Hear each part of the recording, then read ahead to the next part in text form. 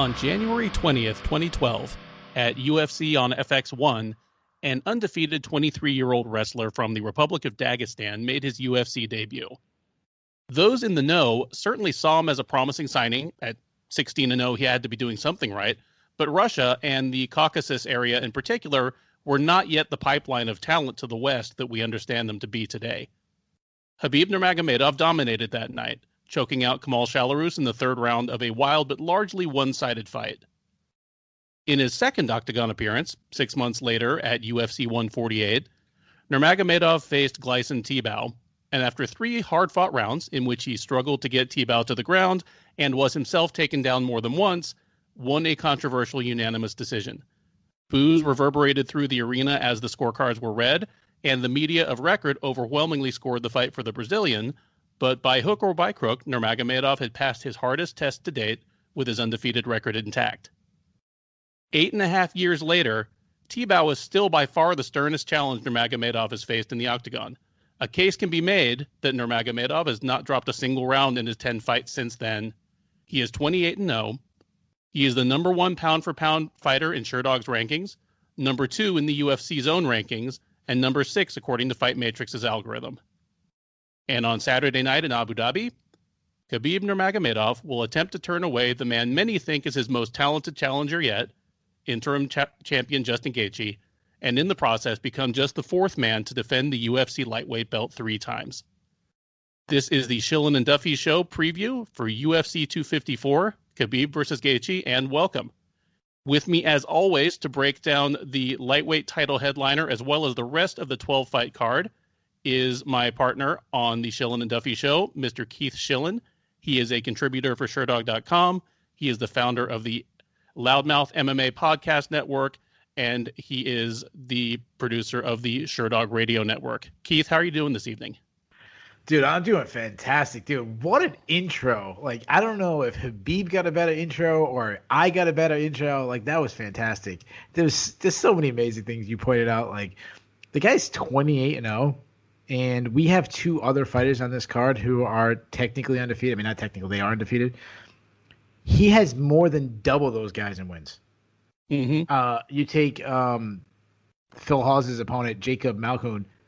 He has 7 times as many wins as Jacob Malkoun. And instantly a guy who's undefeated gets a little more shine, a little more excitement.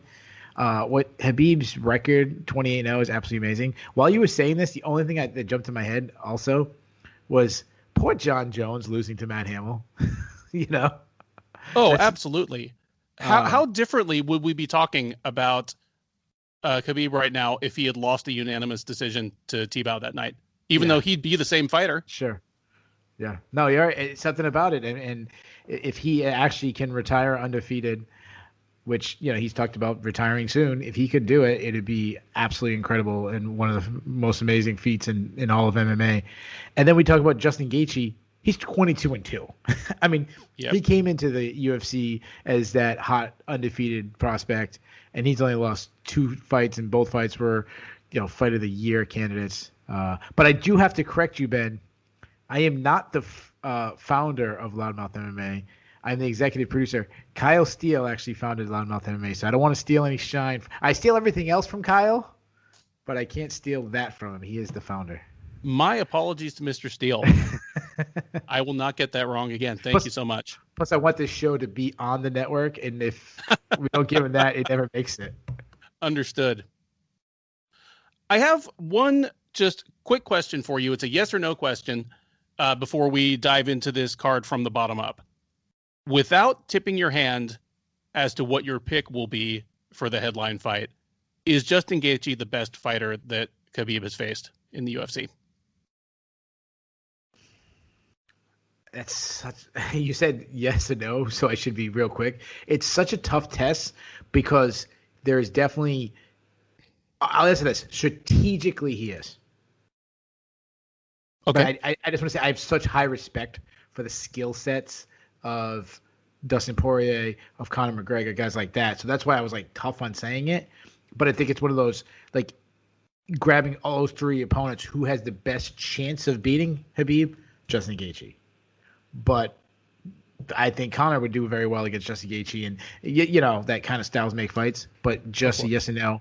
Flip it. Do you think he's the best fighter that Khabib has ever faced? I do. I think if you put in, say, the 8 best guys he's fought into like a little mini Grand Prix to fight him, Gaethje would probably have the best chance of emerging. Yeah, I think that's fair. I think that's very fair.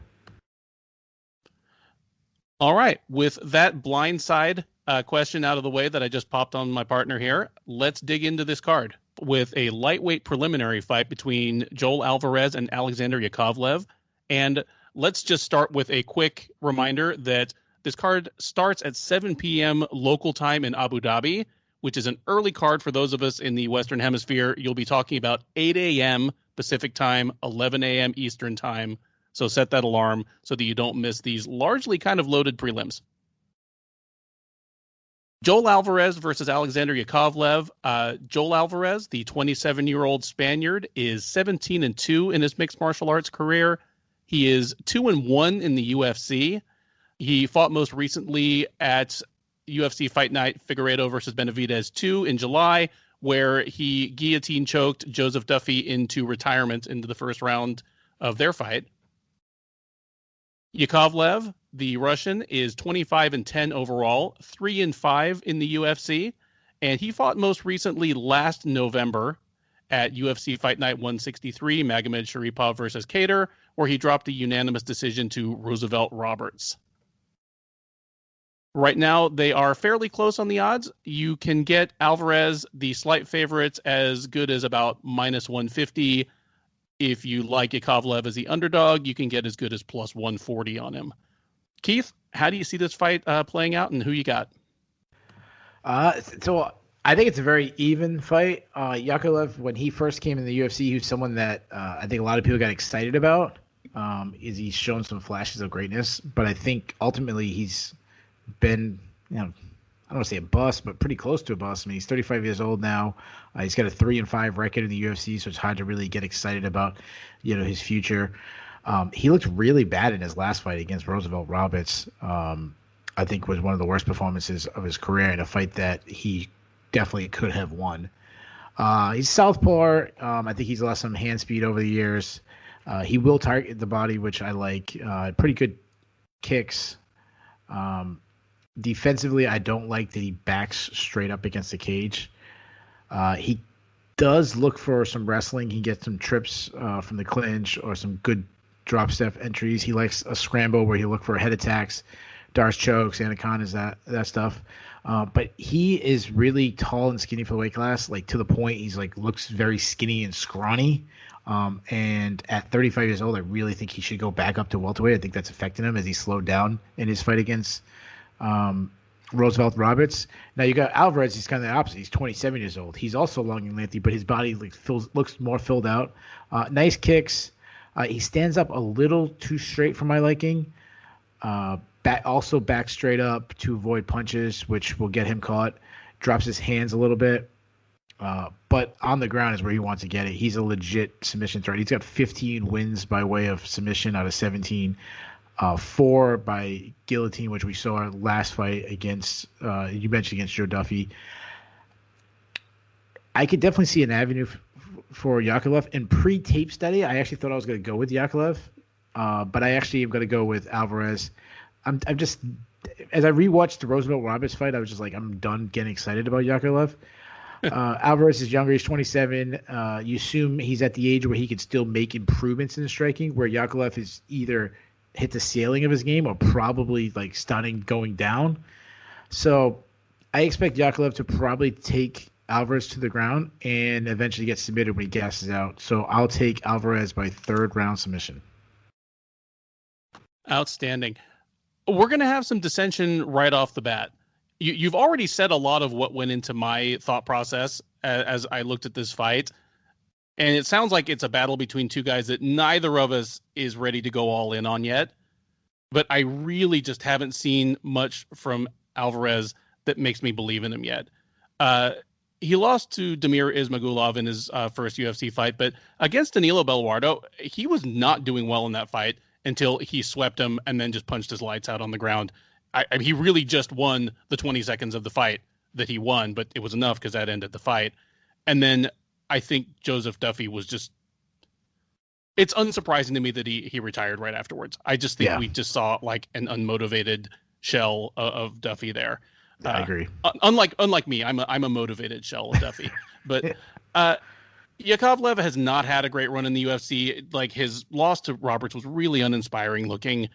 But I think I see Yakovlev understanding that he might well be fighting for his job.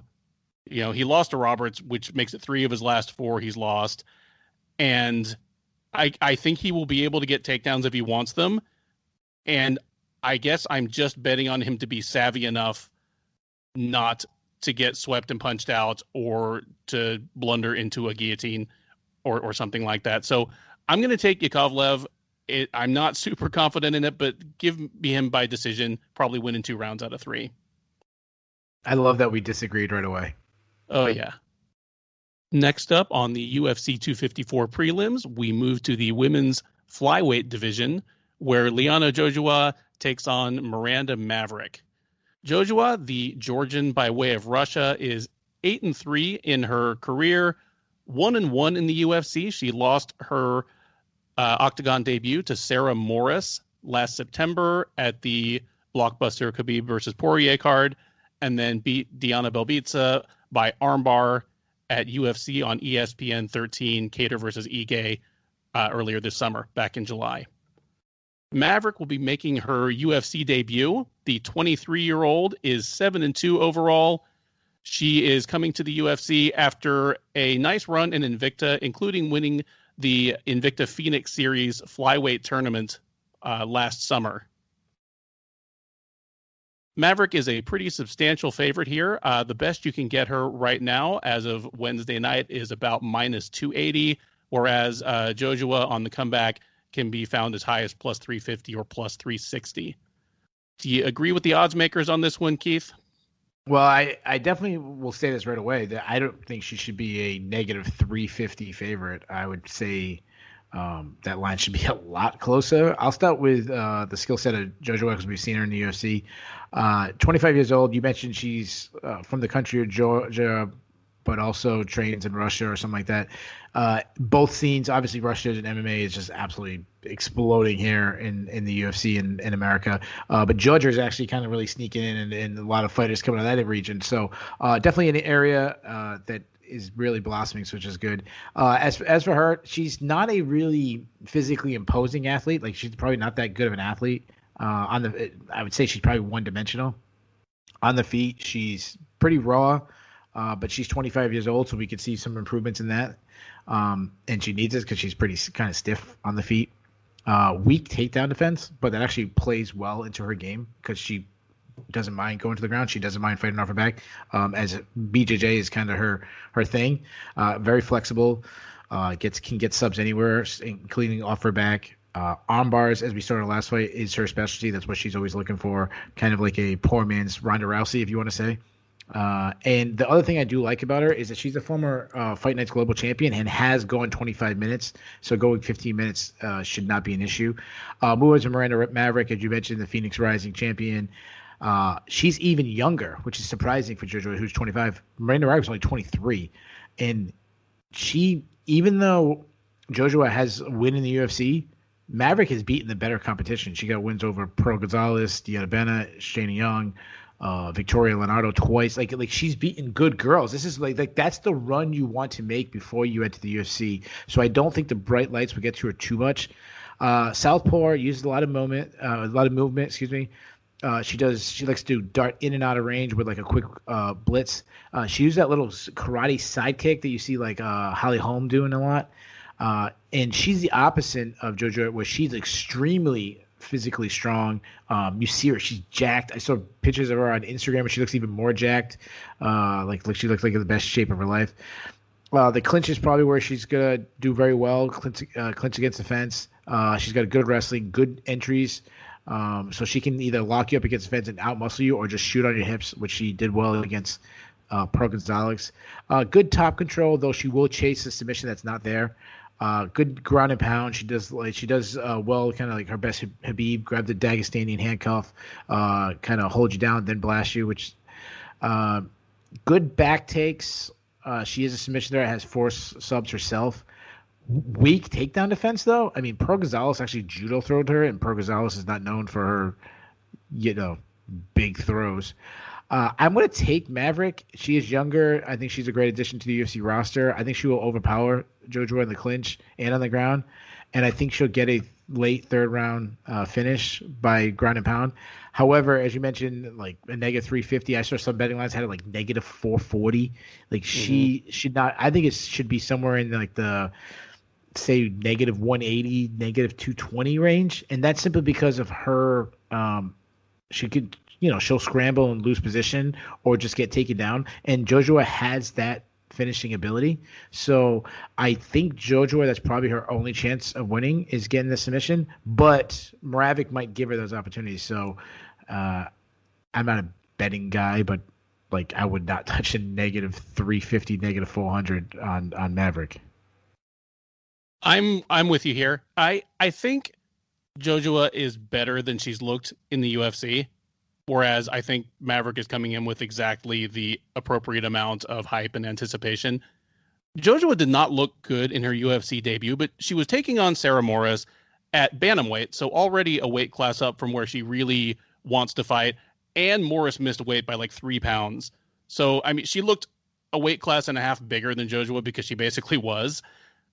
Jojua is going to have a strength deficiency, I think, against most of the top flyweights in the UFC, but it probably won't be quite as extreme as that first fight made it look. The Belbitsa fight, I think, is a better indication of what we're going to get from Liana Jojua.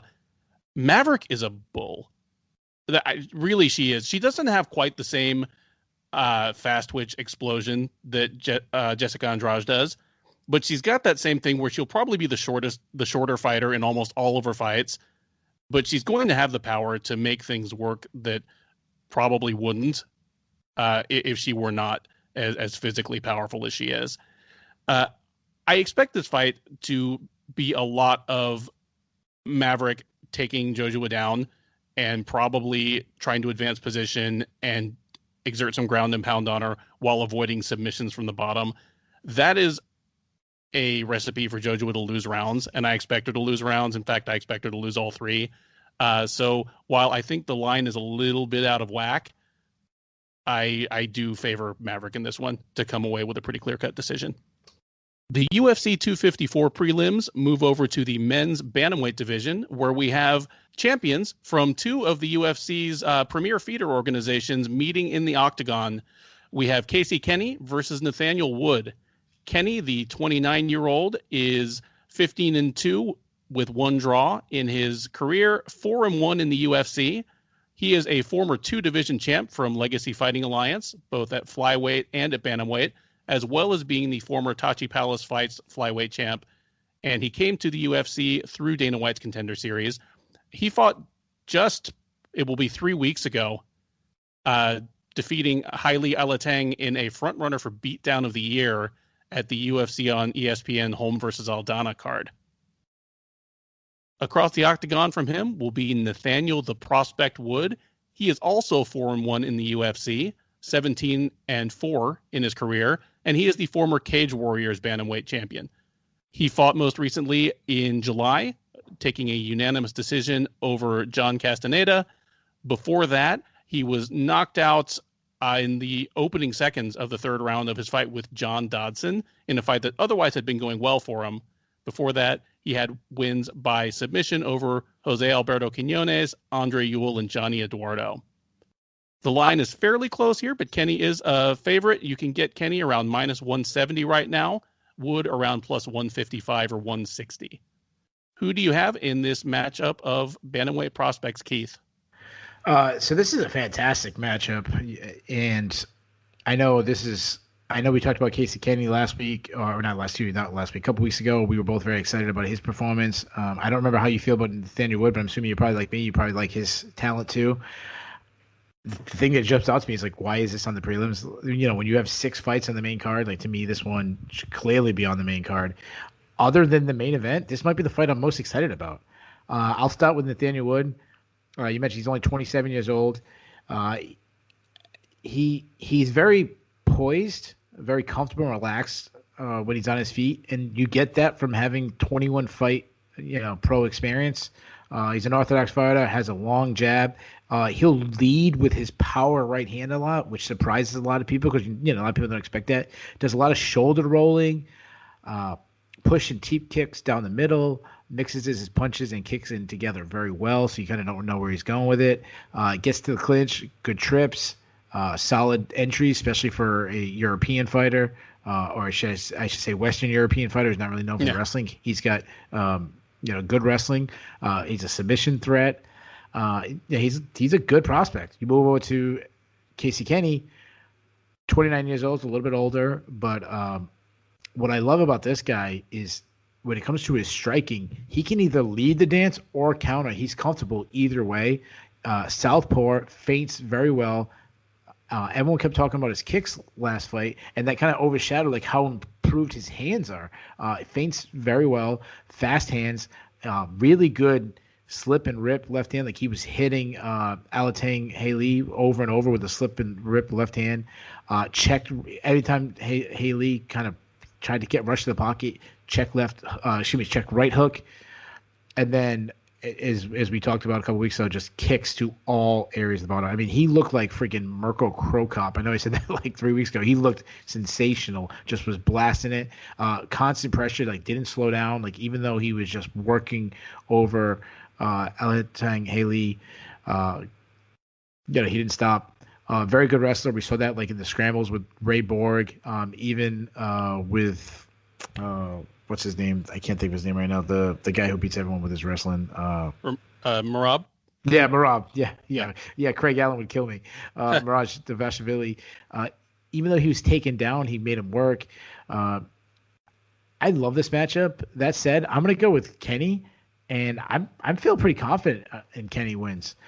It's a southpaw versus orthodox, so their best strikes should line up well. So Wood's right hand should be in line to land on Kenney, but also to flip that, all Kenney's kicks are going to be lined up perfectly on the orthodox fighter. I'm so high on Kenney.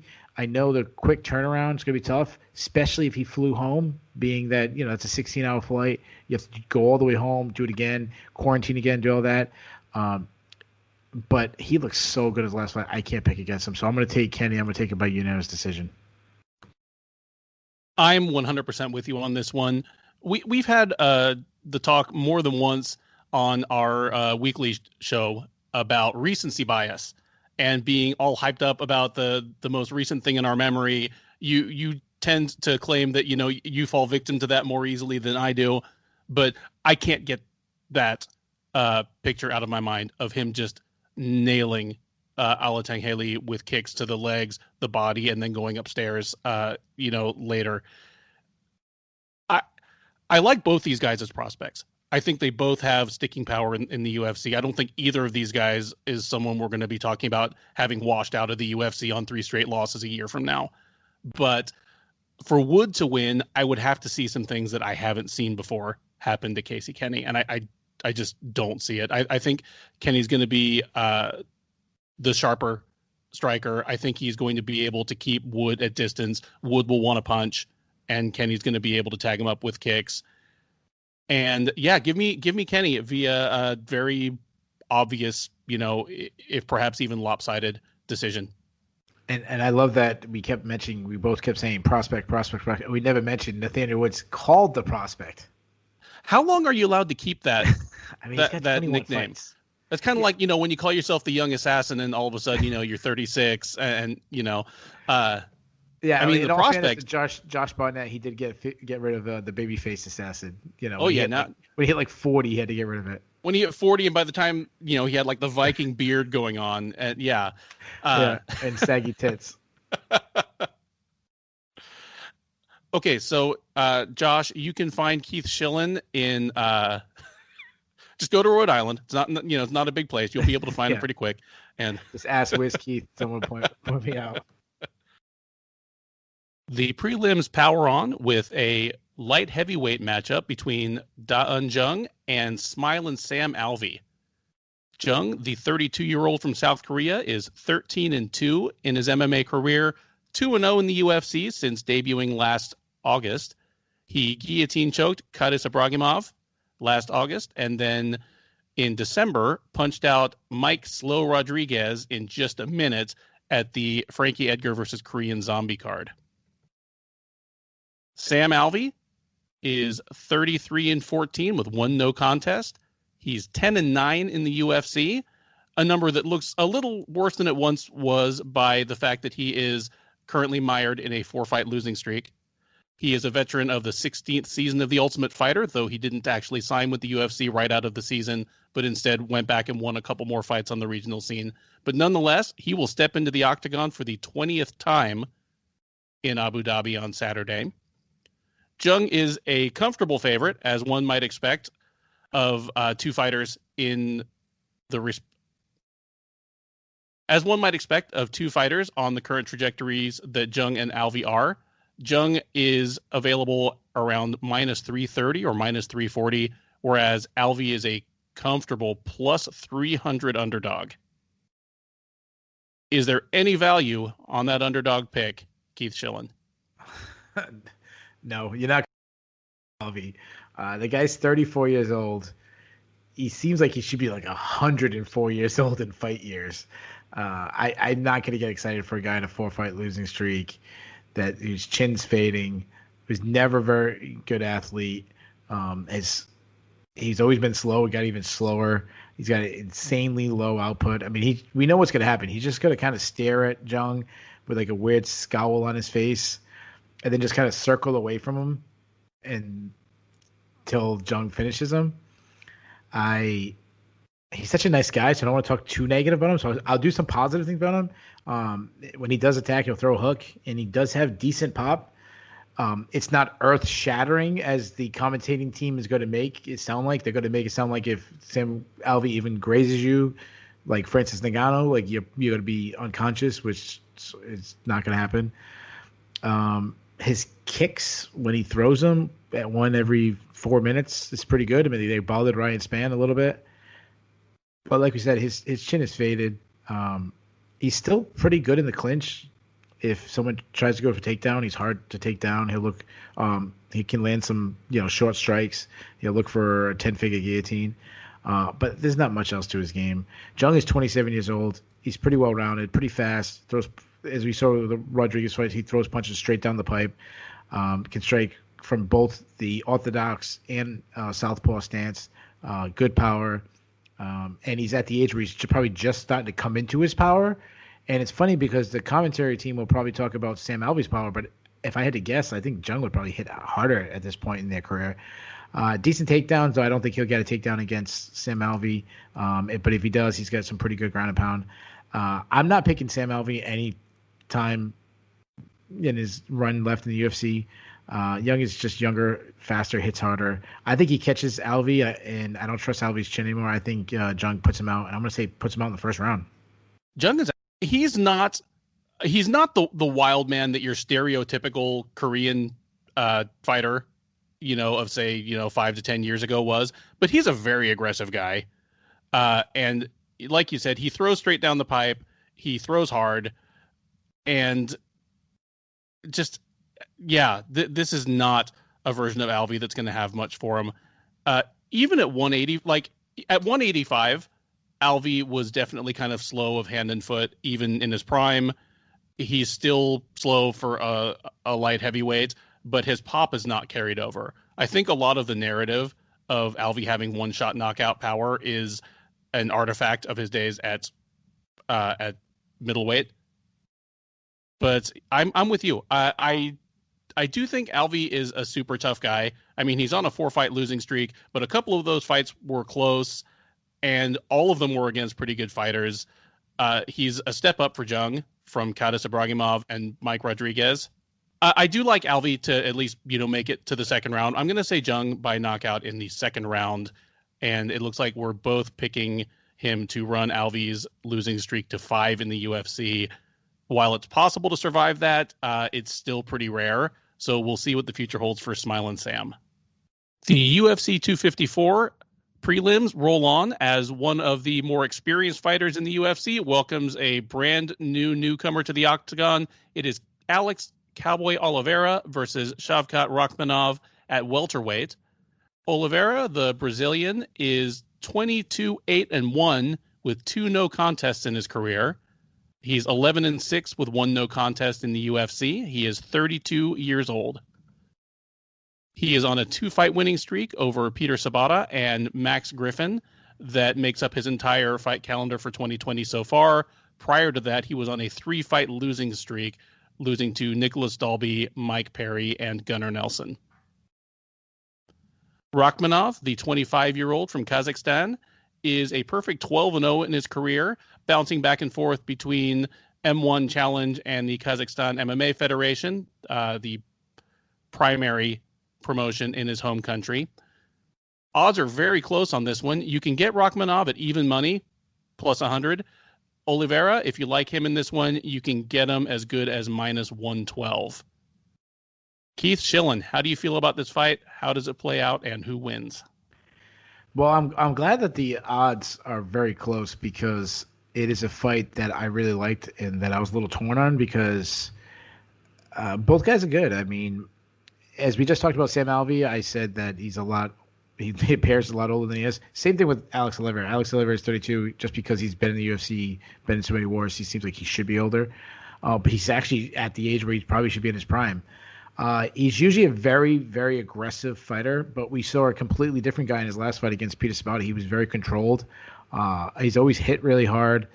He's definitely a bit unorthodox in his striking, throws from weird angles. He has those long arms and long legs that really gives people fits. Works behind a long jab, keeps his hands low, loops his punches. They kind of come at you from unexpected. He's always been a good athlete. He's elusive, uses a lot of movement. He'll throw in a spinning attack or flying knee. He'll throw a step in elbow, some teep kicks, body kicks. I mean, he's kind of fun. And he has been he's willing to throw down in a brawl, which might not always be the best fight IQ for him or the best avenue of success because he is a good outside striker. But he's also good all the way out or all the way in because he's strong in the clinch because he's so physically strong. Good takedowns, good ground and pound. It's hard to take down himself. He has in the past he has gassed out because of the amount of clinch wrestling he'll do and that. But we haven't seen that in this last little stretch. Move over to Rakhmanov. I like this kid. He looks really good. He looks like a good addition to the UFC. As we mentioned, he's one of the undefeated fighters coming in this card, making his debut. M1 Global Champion, which is a good organization to come in as a champion. He's the first fighter from Kazakhstan. That's what I read. I don't know if that's true, but I'm assuming it is. When I was doing tape study on him, there is a pro boxer with almost the exactly same name, spelled like one letter off. So I had to keep circling through this pro boxer that I don't know who he is. He's pretty well rounded. I'm talking about Rakhmanov, not the pro boxer. He stays very calm and relaxed in his striking, which shows good experience. Keeps his arms loose. He's not tensing up. Nice crisp snap on his punches. Works behind a jab. Throws combinations. He'll attack the body. Defensively, he's got a little bit of flaws. Like he pulls his head straight back, which I've talked at length. I hate. But clinch takedowns, solid top control. He's a submission threat. He's got 4 submission wins. So he's well-rounded, and he's at the age that we talk about all the time, 25 years old. He's at the age where he could make leaps and bounds of improvements. And if that is the case, he's going to be Alex Oliveira. I just don't know if I can trust that. I really wanted to pick Rakhmanov, and even as I say this, I still don't feel good about this. But I'm actually going to go with Oliveira because that is such a tough test for anybody, especially in UFC debut. I think Oliveira is going to be able to control some of the attacks that he has. I'm sorry. I think he's going to control the clinch. I also think he's going to stay controlled like he did against Sabata. I think he can use those outside kicks and the jab, and then also win the clinch. So I'm going to take Oliveira by unanimous decision, but I think this is going to be a very close fight. I'm looking forward to this one. I'm looking forward to this one as well. I'm excited that Rakhmanov is coming over. I think Oliveira is going to be a serious step up from what he's used to facing. The thing about Rakhmanov is, for a guy that's 12-0 with 12 finishes, he actually spends a lot of time losing his fights before he wins them. Just pretty much everybody that's faced him has been able to do what they want. Like, guys who have wanted to take him down have been able to take him down. Guys that want to punch and kick him have been able to punch and kick him. Just he comes back with something bigger and better and puts them away. Alex Oliveira is not an easy guy to put away. He was on that 3-fight losing streak, but they were all good fighters, and they were all close fights. They were all good fights. I mean, the loss to Nelson, he got choked out, but he got choked out because Nelson split him open with just one of the nastiest elbows ever, and it was a bloodbath instantly. And I think everything started rolling downhill from there. And then since that 3-fight losing streak, Oliveira, like you mentioned, has really changed his approach. He hasn't become conservative. He's become conservative by his own standards, maybe. Yeah. But yeah, good point. He's still an aggressive guy, but not quite the wild man he used to be, which just makes me think he's going to be able to outlast Rakhmanov and not just win a decision. I think he's gonna find something late. I think Rakhmanov will fade late, and Oliveira will be able to knock him out or submit him in the third. Yeah, and let's not forget that his last loss against Nicholas Dalby was a fight that a lot of people thought he won, and there was also some controversy in that fight with the late stand-up and all this stuff. So, yeah. Yeah, and I think it was the reaction to that 3-fight losing streak that made him look as different as he has against Griffin and Sabata. I mean, you wouldn't think that a guy who has like 8 kids by 8 different moms in his hometown and got blown up with a grenade on Christmas Eve a couple of years ago would be capable of making like just a smart life decision and strategic choice for himself, but he's clearly done so. And I like it to make the difference here for him. Nonetheless, I think Rakhmanov has staying power. I don't think he's going to be like a 2-and-done type guy. I think he's UFC material. You know, when you have your 8th child, that really makes you change your ways. You know, like, I don't know about you when you've had a child, but I've had my 8th kid. It really gives me a better perspective on life, and I just want to be better at things, you know? The preliminary card at UFC 254 wraps up with a heavyweight matchup between Stefan Struve and Tai Tuivasa. It will certainly be one of the more optically interesting matchups in UFC history. It's questionable in some of the other optics as well, as it matches up 2 fighters who are on a 3-fight losing streak and have lost 4 of their last 5 respectively. But nonetheless, they meet in the octagon. Stefan Struve is 13-10 in the octagon, 29-12 in his career overall. He is a 41-fight veteran in spite of being just 32 years old. He has lost 4 of 5, with the only win in there being over Marcos Rogerio de Lima, and he has lost to Ben Rothwell, Marcin Tybura, Andrei Arlovsky, and Alexander Volkov. Tuivasa, the 27-year-old native of Sydney, Australia, is 9-3 in his career, and his 6-fight UFC career has been like an inning of baseball, 3 up, followed by 3 down. He won his first 3 in the octagon, but since then he has lost to Junior Dos Santos, Blagoy Ivanov, and Sergey Spivak. Most recently, losing to Spivak via arm triangle choke, going all the way out, in fact, at the Whittaker versus Adesanya card last October. This one is pretty close to a pick'em on a card with actually several fights that are close to a pick'em. Right now, Tuivasa is available at even money, and Struve very close to it, as low as -107. Keith, who do you have in this very possibly loser leaves town heavyweight matchup? So I absolutely hate this matchup. I don't want to pick either guy because I know whichever guy I'm going to pick, the other guy's going to win, and I'm going to kick myself for, like, why did I trust Stefan Struve, or why did I trust Tai Tuivasa? In fairness to Struve, he's trying to improve. At least it looks that way. In his last fight against Ben Rothwell, he was trying to keep his distance, which is something for a guy who's 7 feet tall has never done. He was using leg kicks. He was using teep kicks. When Rothwell was trying to press forward, he'd do a step-in knee. But he still had the other issues, which he's always had. He kept his chin straight up in the air. He pulled his head straight back. He backed himself up towards the cage. There was some controversy with the groin strikes and that, but regardless of that, when Ben Rothwell put up the pressure, Stefan Struve's chin folded, which has been an issue for a long time.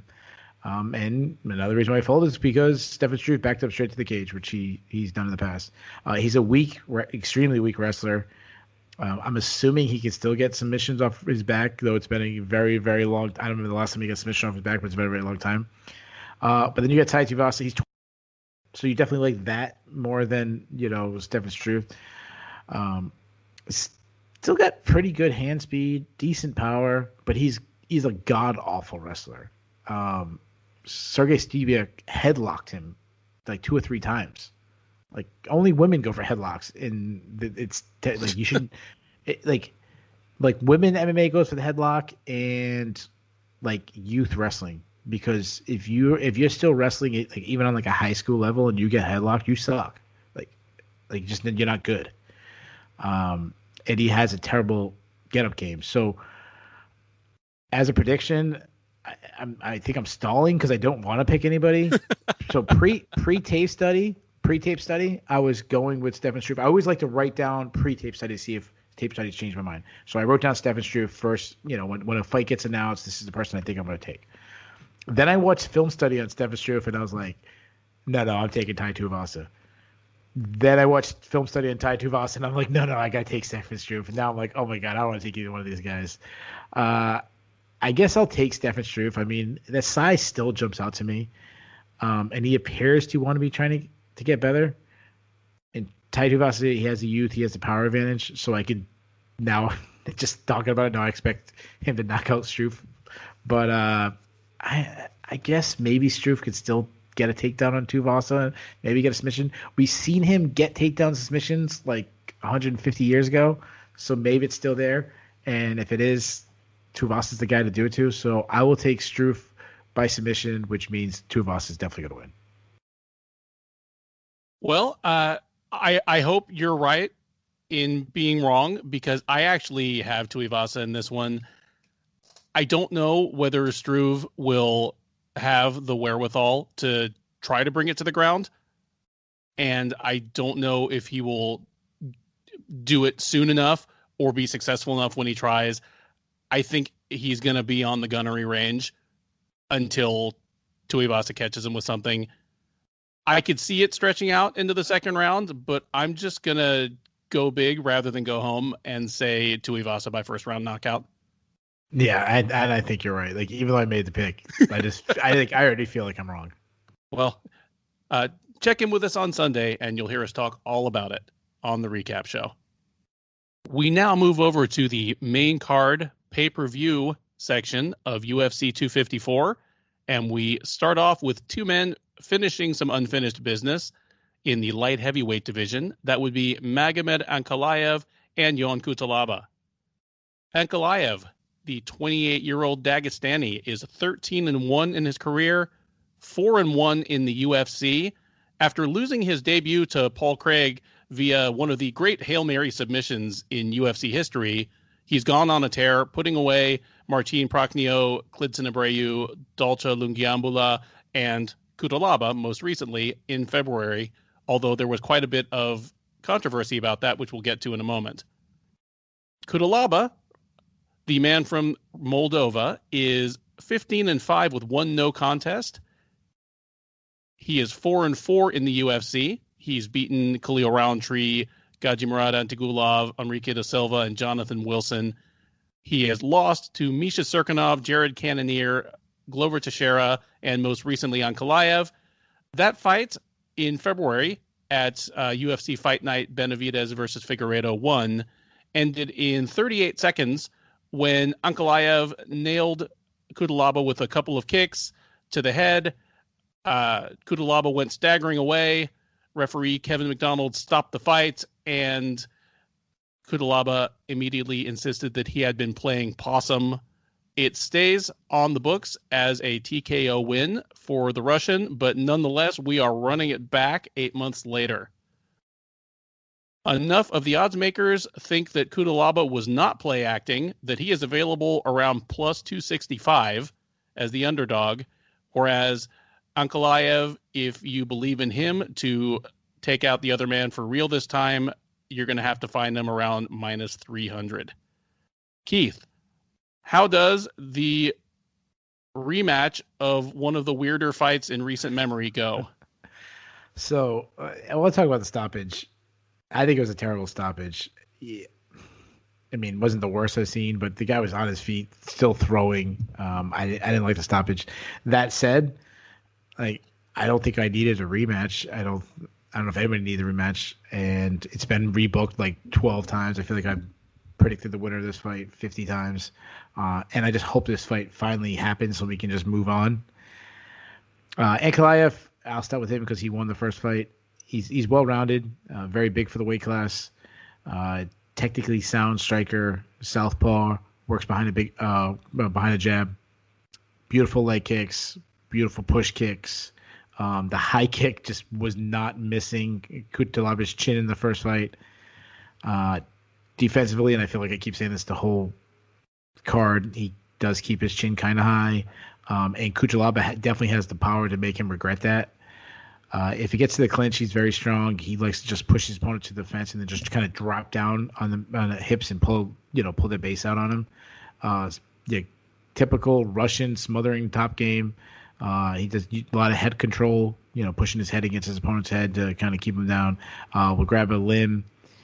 Good ground and pound, and it's hard to take down. Go over to Cutelaba, is a very different kind of fighter. He's explosive. I mean, when you talk about Cutelaba, that's the first thing that jumps out to you. He hits extremely hard. He throws everything hard. If he connects, he's going to put you down. If he doesn't connect, he's probably going to gas himself out and then get finished. He has that Greco-Roman background, but you don't see it often. And when you do see it, his wrestling is not elite or anything like that. I think his wrestling kind of gets exaggerated. If he does get on top, he does have some really vicious ground and pound until he gasses out. I don't see what's going to be different than just that little spurt we saw in the last fight. Like, I think the jab and the high kick will be there for Ankalaev. I think he puts him out early. And if he doesn't put him out early, I think he dominates the rest of the fight no matter what and puts him out late. Like, I think Ankalaev, I don't know what Ankalaev by stoppage is, but I would, if it's got a pretty good line, anything under like 150, negative 150, I'd probably bet that. So yeah, I like Ankalaev and I like him pretty easily. Yeah, that's going to be unanimous on this one. Speaking just briefly to the stoppage in the first fight, I agree that it was a premature stoppage, but at the same time, Cutelaba had kind of acted like a jackass all week, just getting into his face at the weigh-ins, literally charging across the octagon and like touching him and putting his hands on him before the fight started.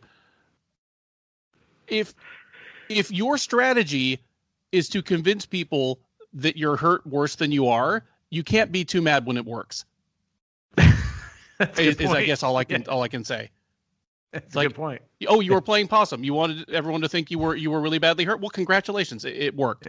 I think Ankalaev has actually gotten a bit of a raw deal on his UFC run so far, partly through his own fault and partly not. The Craig fight, hey, don't take anything away from Craig. That's one of the greatest comebacks in UFC history. It was sensational. I was jumping up and down. Yeah. But at the same time, he was walking through Craig until that happened. And then this Cutelaba thing, if Ankalaev had beaten Cutelaba uncontroversially, he'd be fighting a top 10 fighter right now. Light heavyweight it's aging, and so many of the guys in the top 10 or 15 have already fought each other. It's desperate for new blood, and Ankalaev is that guy. So I think it's going to be kind of the same thing and here I'm going to betray my old school a little bit, where you look back and it's like, oh man, it's so weird that Frank Mir had to fight Wes Sims twice. There are two guys, one guy that was headed off to become, one of the greatest heavyweights of his generation and arguably one of the 10 greatest heavyweights of all time. And another guy that professionally was just headed in basically the opposite direction. But they ended up having to fight twice because the first fight ended so weirdly. Yeah. And it's just, this is going to look like a bump in the road of Ankalaev's career a year or two from now. I believe in Ankalaev as at least a future title challenger, if not title winner, just because I have no idea who'll be holding the belt at that time. But Cutelaba's not a bad fighter. I mean, you look at his record, he's 4-4, and basically he's lost to the good fighters and beaten the not as good ones. He's lost to Serkinov, Cannonier, Teixeira, and Ankalaev. Those are all very good fighters. Yeah. I just think Ankalaev's going to destroy him. I have the feeling that Ankalaev is smart enough that he won't hang out on the feet where Cutelaba really has the best, his best chance of victory, because he does have fantastic power and he's able to put it on people just because he's so quick and so explosive. And he probably won't hang around and give Cutelaba a chance to get it to the ground on his terms. I think Ankalaev is going to take him down and just pound the snot out of him. Give me Ankalaev by first round TKO, ground and pound this time. Yeah, I want to jump in. I know we got to move on because we have other fights to talk about, but you made some good points. I'm also extremely high in Ankalaev. I'm looking right now at our SureDog top 10 rankings, and just to make a point, like right now we have, say, Volkan Oezdemir at number 9. Like I think I'd take Ankalaev to beat Oezdemir right now.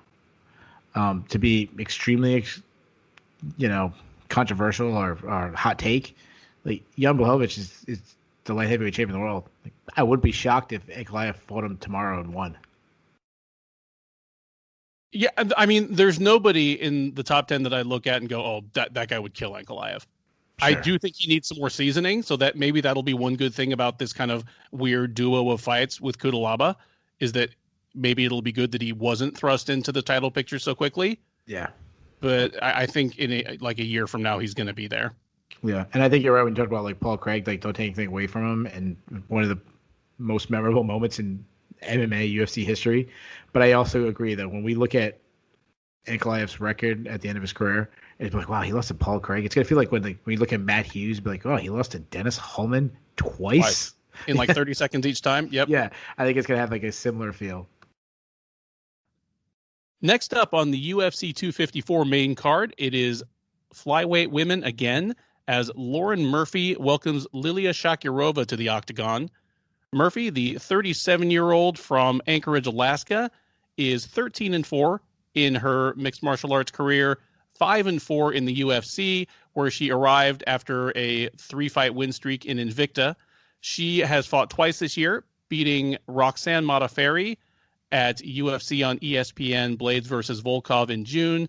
Before that, she beat Andrea Lee at UFC 247 Jones versus Reyes, right down here in Houston. She beat Romero Barella before that, and that is her current 3-fight win streak. She'll be welcoming Shakirova, a freestyle wrestling world champion from Uzbekistan, who is 28 years old. She is 8-1 in her mixed martial arts career, and as said before, will be making her UFC debut. Murphy is a comfortable favorite. The best you can find her out there right now is around -225, where the Octagon newcomer is a 2-1 underdog, available at +200. Keith Schillen, who have you got in this one? Well, I want to talk about Lauren Murphy for a second. I just want to give this girl credit. Like, if you count her time on the Ultimate Fighter show, a show that not many people were excited her coming off the show, and her being 37 years old, like there was one time, counting the Ultimate Fighter losses, she was 2-5 in the UFC before the 3-fight win streak. I don't think anybody was saying Lauren Murphy at 37 years old would be on a 3-fight winning streak, and like 1-2 wins away from a title shot. I mean, this originally supposed to be Cynthia Calvillo. That was a title eliminator fight. Like, she wins that fight, she's probably getting the title shot. Go back when they booked the Jennifer Maia fight against Valentina Shevchenko. Like, they could have booked Lauren Murphy. Like, there wouldn't have been a big argument for Jennifer Maia deserving that. Like, that's like, and nobody was expecting Lauren Murphy to have this success. But it, she's she's beat some good girls, and she's improved a lot, her skill set. She's not a great athlete, but she's very physically strong. She fights at a high output. She's got pretty clean boxing, uses lots of jabs. She's been sitting on her punches to generate power. We've seen her hurt Roxanne Modafferi. She, similar to Nathaniel Wood, she likes to lead with her right power shot, which surprised a lot of people. I don't know if she gets credit for her toughness. Like, she's going to be bloody in every fight. She takes a beat and just keeps moving. She takes a beat because she lacks head movement, but she's just so tough. She just continues to press the action. I shouldn't say she lacks head movement, because in her last fight against Roxanne Modafferi, she actually showed some head movement. The fight against Andrea Lee, it was like, I don't know if she knew it was like even allowed to try to avoid a punch. But in the last fight, she actually did some head movement. She had a lot of pull right hand, pull left hook. She did well with that. She likes that boxing range, not the kicking range, because she doesn't check kicks. If she throws her offensive kick herself, it's slow, it's ugly. Just not kicking is just not bode well for her. But she also does very well, like, all the way in. She's got a good clinch, sneaky entry on our opponent's hips. Not a big submission threat, not a big ground and pound girl, but she'll sneak in a takedown to win a round. And she's pretty hard to take down herself. Now, Liliya Shakirova, I watched some film on her. Uzbekistan fighter. You mentioned like world champion, and I don't know if it was world champion. She's very highly ranked in wrestling. She uses a lot of movement. She does a lot of up and down feints, which happens a lot when you're a wrestler, because you're faking the shot, you're faking overhands. Does well to bounce her head off the center line. Does well to hide behind posts. Like, she's got some good defensive skills. She loves her overhand right. She got a little bit of Dan Henderson in her, where she kind of, or Josh Koscheck, where they kind of like, it's that new toy that it's sometimes like the worst thing that happens to a wrestler is they start like landing power shots, and then it's like you kind of like, you don't want to play with the old toy the rest of you've been doing in your life. You want to go with the Dan Henderson. Famously, it happened to him. I met him losing to like Kazuya Misaki because he was just looking for a right hand that wasn't there. Josh Koscheck, same thing. There's so many other wrestlers we could talk. Tyra Woodley was a guy who kind of fell into love with it. And I hope that's not happening with her. But she throws some kicks. She likes some spinning attacks. She'll throw a spinning back fist, spinning back kick. The other thing I really disturbs me about her is she's a low output. Like, she's constantly looking for the perfect shot. But if she mixes in her wrestling, she's a real threat to Lauren Murphy. Her takedowns are nice. They're fast. She's extremely strong. She picks her opponents up with ease. And when she gets on the ground, she has crushing ground and pound. I really want to take Shakirova in an upset. She has that advantage in wrestling. Murphy's experience, her output, just this momentum. I almost feel guilty picking against her. Like, it's such a nice story. I mean, you talk about, you go back to her, she's very open about the personal demons she had before she came to MMA. I love the story about the woman who brought her kid to jiu-jitsu class, and next minute, years later, she's fighting in the UFC. I just want Lauren Murphy to be good. Like I don't know why. Like, because like, is there a Lauren Murphy fan out there? Like, no. Like, I might be it. But this one, it's one of these ones where, do I want to be a hipster and take like the new girl? Am I getting tricked by, the wrestling? You know what? I'm gonna take Lauren Murphy, but if you're a betting man, I don't hate Shakirova, especially if she has higher output than she has. Like, if she turns up her output, I would probably take her. But the fact that she's always looking for like one punch, and Lauren Murphy seems indestructible, you can't hurt her. I don't know if that's gonna work, but there is an avenue for Shakirova. So yeah, I'm not too confident in this pick. And you have Murphy by decision then? Murphy by decision, yeah. Yeah, I always take the cop out and take the women by decision. Hey, play the numbers. I'm going to be even more of a square than you, because I have Murphy in this one, and I actually have her a little more decisively. There's always a question of, what kind of quality of tape you're getting when you're watching someone who's fought, exclusively in China and Russia. But I think Murphy is going to be a whole different animal physically than the women that Shakirova has been throwing around.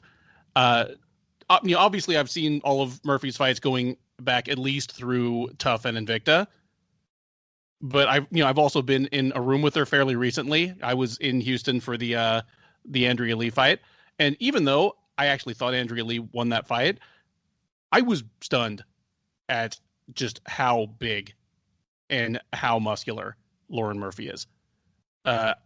I think she's going to look a weight size bigger than Shakirova when they get in there. And yeah, Shakirova clearly likes her overhand. I hope she doesn't turn into another wrestler who doesn't realize that the threat of the takedown was what was setting the overhand up.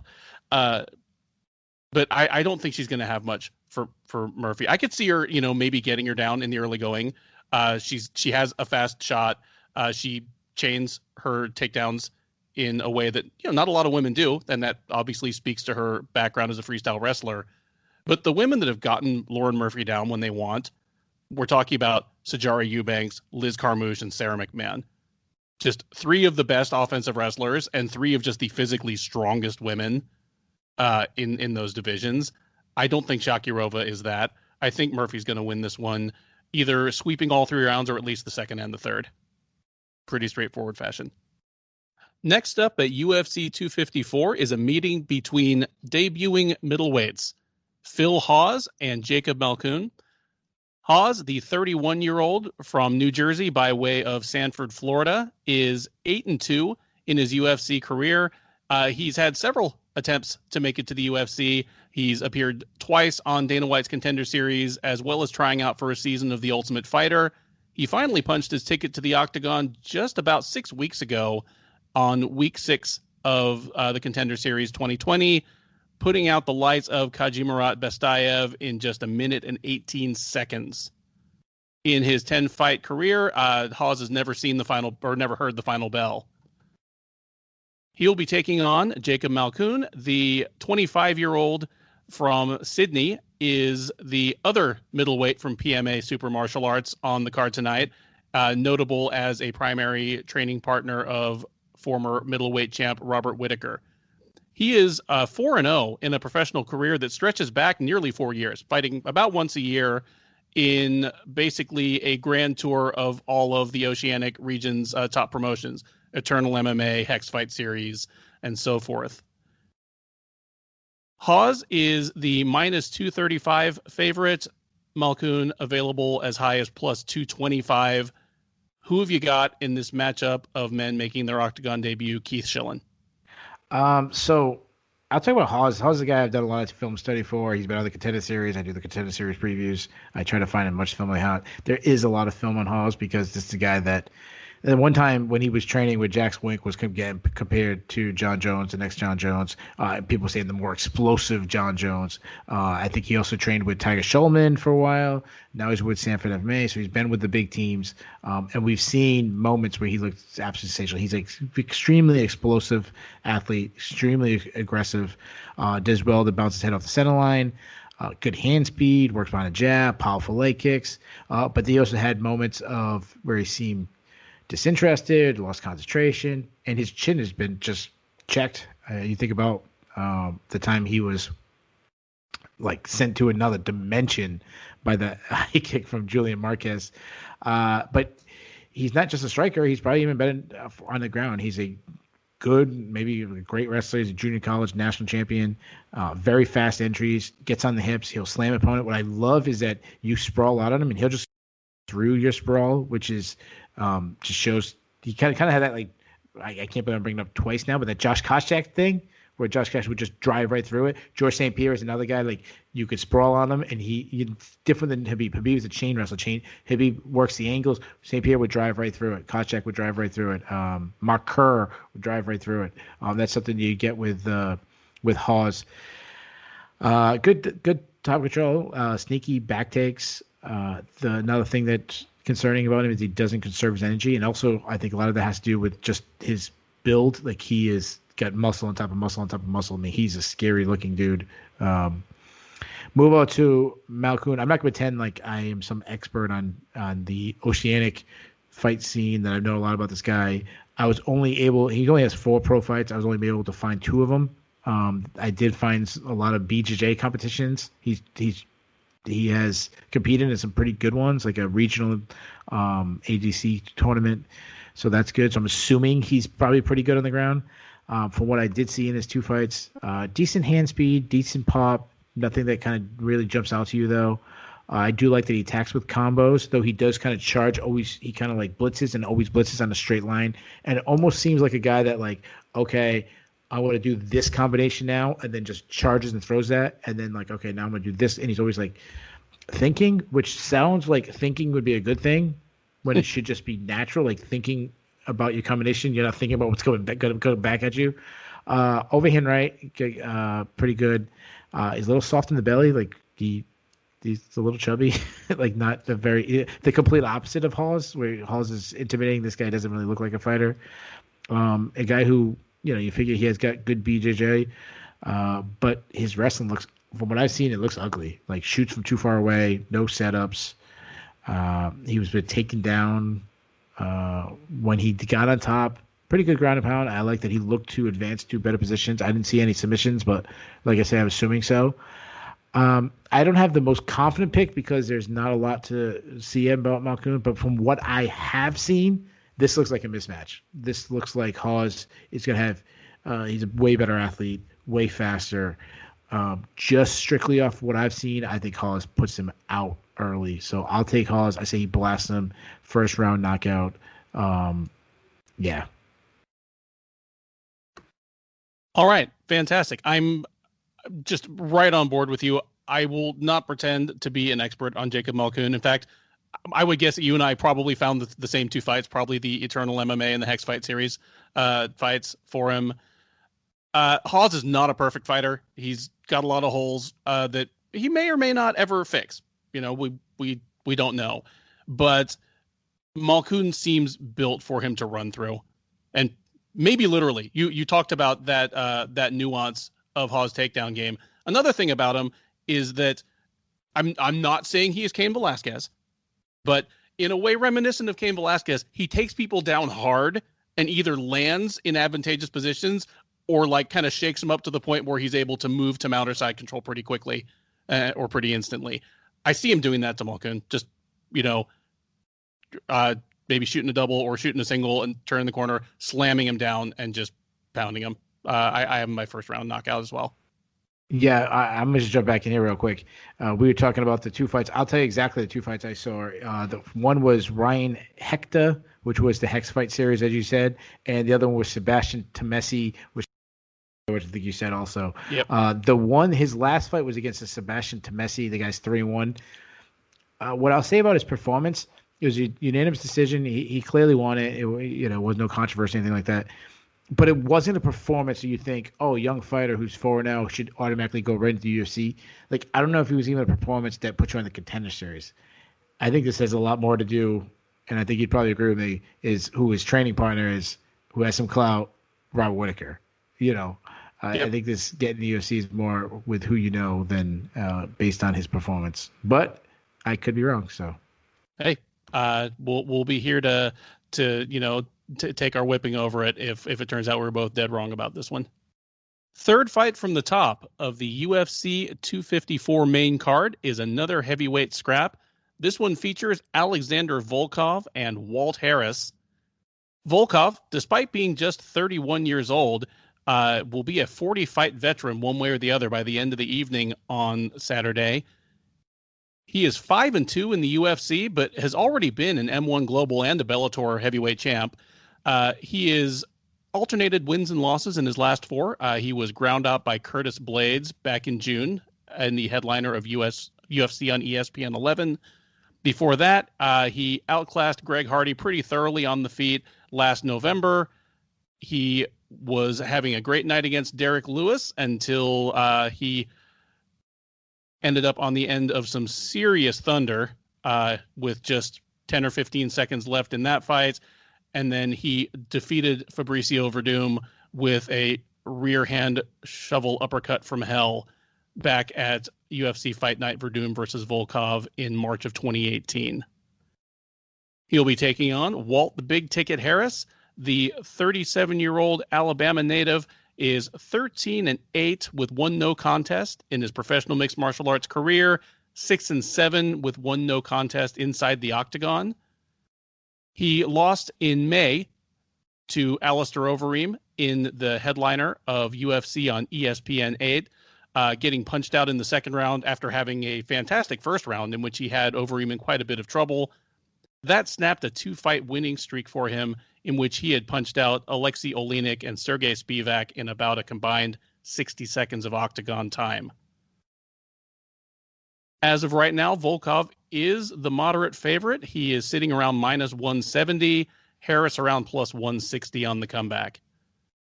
Keith Schillen, who do you have in this high stakes heavyweight matchup?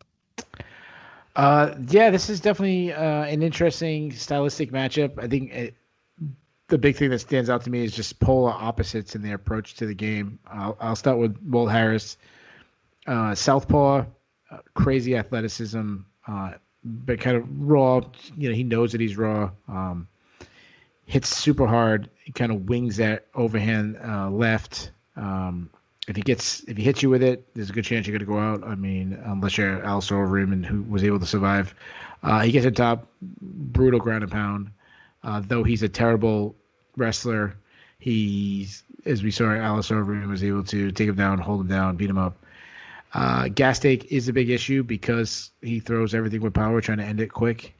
Move over to Volkov, very completely different sense. He's a technically sound, very disciplined striker, stays very loyal to a game plan. Like, he knows what he needs to do to win a fight, and he will stay to it. Keeps his range well, uses the jabs, throws straight punches right down the pipe, kicks to the body, teep kicks, step-in knees, use movement, all the things to keep his range. We saw that especially in the Greg Hardy fight, where he just, he could have put the gas pedal on it and maybe took out Greg Hardy, but why risk it when everything's working?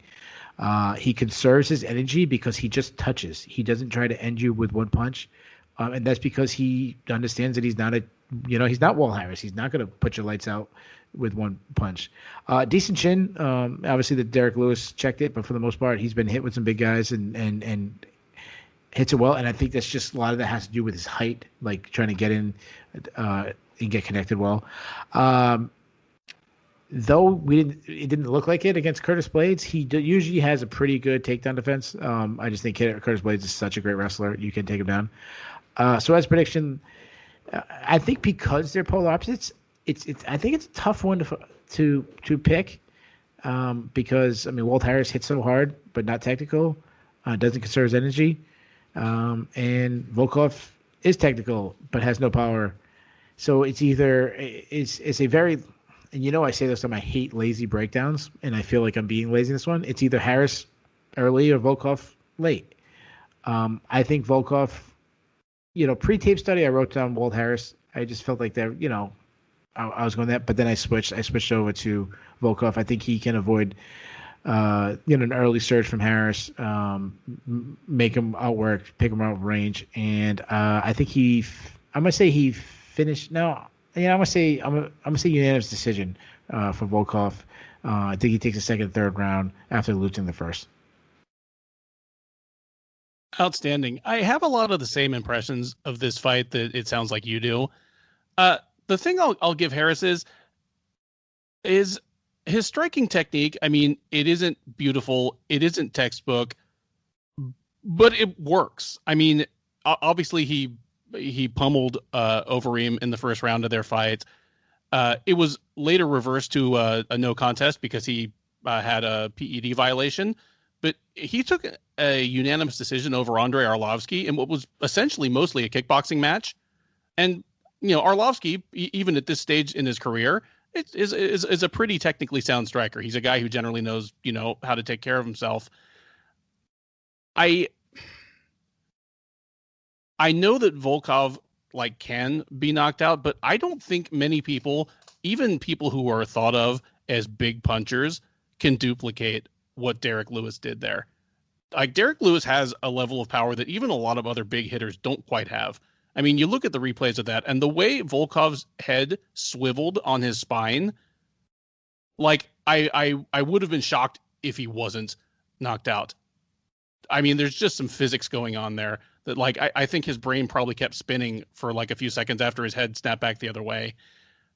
I think this is going to look like the Volkov versus Lewis fight without that last 15 seconds. Where, Volkov was just on his way to kind of winning a comfortable decision, not sensational to watch, but, really, really no question. And the other big difference is that Lewis, even though, I mean, he's breathing hard and he's got his mouth wide open and he's throwing 8 strikes around by the second round, he keeps throwing effective offense later into fights. I believe he's the UFC heavyweight division's all-time leader in KOs and TKOs now. But even before he was the leader in KOs and TKOs in the third round or later. And that is something that he has in his back pocket that Harris doesn't. So Harris could get him early, but I'm betting on Volkov to hang on and get a unanimous decision as well. And with that, we arrive at our co-main event. In the middleweight division, former champion Robert Whittaker takes on the red-hot Jared Cannonier. Whittaker is 21-5 in his mixed martial arts career. He is 12-3 in the UFC.